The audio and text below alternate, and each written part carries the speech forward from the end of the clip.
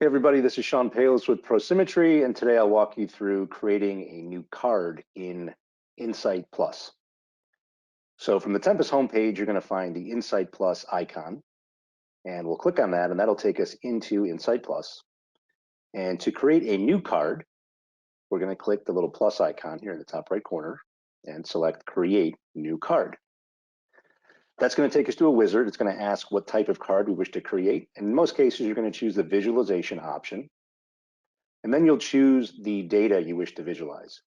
The existing data option will allow you to look at any of your Tempus data, including a range of pre-calculated metrics based on what we find in the field or from clients.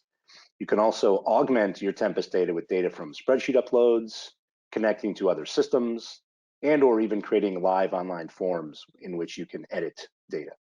In this case, I'm going to choose existing data, and this will then take us to a screen from which we can select from existing Tempus data sets.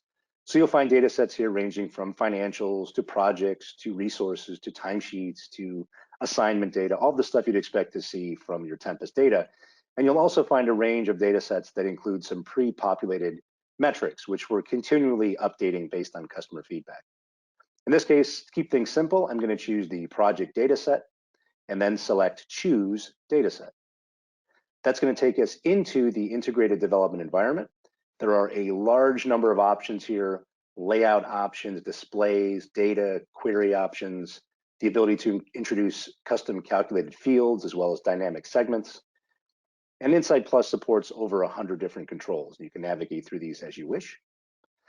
But the first thing you'll notice off on the left would be the Data Explorer. This lets you search through any of your project attributes and project data. And we can then drag and drop various fields onto the design surface to build a report.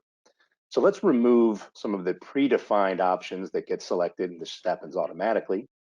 And perhaps you want to do something by looking at projects maybe by phase. So we'll drag phase across. Again, there we go. And then perhaps we want to do something like looking at projects by, I don't know, let's see what we have here. Senior leader. So we'll drag these two dimensions in. And then we want to look at some data. So perhaps we want to do something like account or ranking or probability of award or some other value you wish to bring across, maybe the financial information. So maybe we want to bring across count. And then we can run a preview of the current display. So this shows us a default control that's loaded onto into the development environment.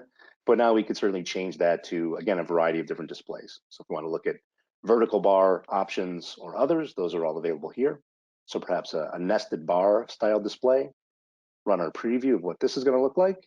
And once we reach a point we're ready to deploy the card, we can simply provide an updated name. So maybe this is projects by phase and senior leader. And then we'll select save.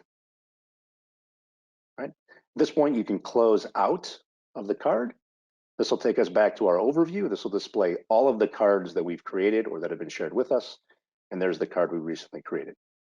Obviously, there's so much more here, and we'd love to share more with you. Contact us today at prosymmetry.com for a full demonstration.